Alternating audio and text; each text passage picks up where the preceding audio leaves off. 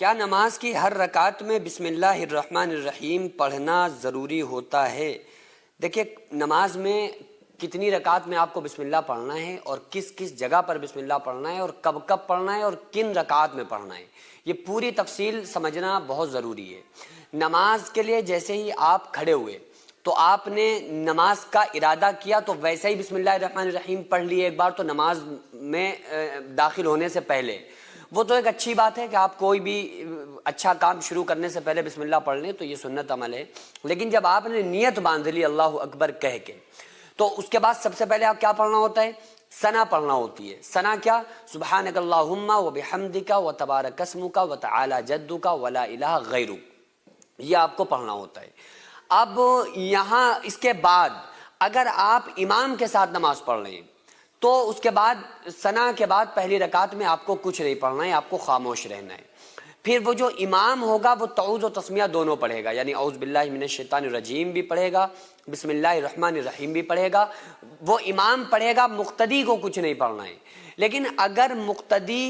نہیں ہے، یعنی کہ منفرد ہے، کوئی اکیلا بندہ تنہا اپنی نماز اکیلے پڑھ رہا ہے، یا نماز امام کے ساتھ فرض پڑھ لیے، اب اپنی سنت یا نفلیں پڑھ رہے ہیں، یا عورتیں گھر پہ اپنی نماز پڑھ رہی ہیں، تو اس صورت میں کیا ہوگا کہ جیسے ہی آپ نے نیت باندھی، نیت باندھنے کے بعد ثنا سبحانک اللہم پڑھا،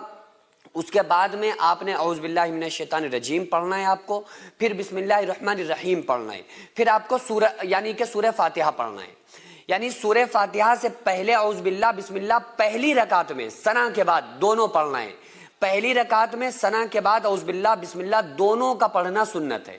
پھر آپ نے سورہ فاتحہ پڑھ لی، سورہ فاتحہ پڑھنے کے بعد آپ نے سورت ملائی،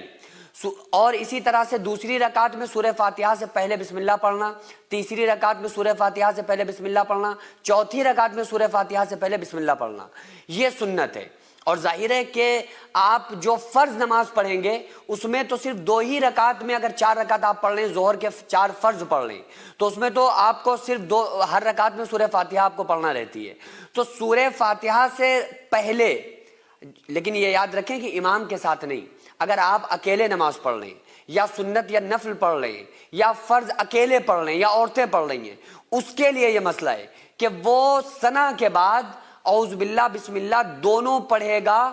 پہلی رکعت میں سورہ فاتحہ سے پہلے، اور باقی ہر رکعت میں صرف بسم اللہ الرحمن الرحیم پڑھے گا سورہ فاتحہ سے پہلے، یہ سنت ہے۔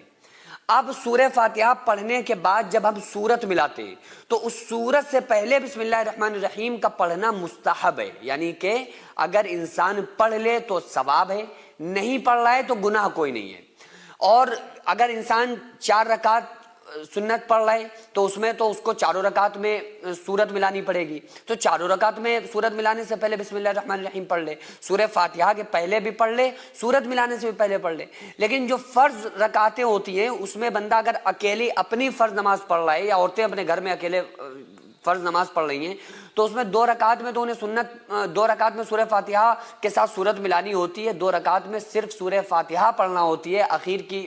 فرض نمازوں میں صرف 2 رکعت میں ہی سورت ملائی جائے گی، 2 رکعت اخیر والی میں سورت نہیں ملائی جائے گی، تو اس میں جب سورت نہیں ملانی ہوتی ہے تو بسم اللہ بھی نہیں پڑھی جائے گی۔ تو بس یہ سمجھ لیں کہ پہلی رکعت میں ثنا کے بعد اعوذ باللہ بسم اللہ پڑھنا یہ سنت ہے، باقی ہر رکعت میں سورہ فاتحہ سے پہلے بسم اللہ پڑھنا سنت ہے۔ اور جب آپ یعنی کہ سورہ فاتحہ پڑھ چکے بسم اللہ الرحمن الرحیم سورت ملانے سے پہلے پڑھنا یہ مستحب عمل ہے، لیکن اس وقت جب بندہ اکیلے نماز پڑھ رہا ہو یا عورتیں اپنی نماز پڑھ رہی ہوں، امام ویسے ہی نماز پڑھائے گا جیسے اکیلا نماز بندہ پڑھنے والا ہوتا ہے، تو امام کے اوپر وہی حکم لاگو ہوگا جیسے منفرد کا جو حکم ہے۔ مدرسے کی چھت جو آپ کو نظر آ رہی ہے یہ لیڈیز مدرسے کی تیسری منزل کی چھت ہے۔ اس کے اوپر تقریباً ابھی 12 کمرے بننے ہیں جس میں لڑکیوں کے رہنے کا انتظام ہوگا، بچیاں جس میں تعلیم حاصل کر رہی ہیں، عالمہ کا کورس کر رہی ہیں،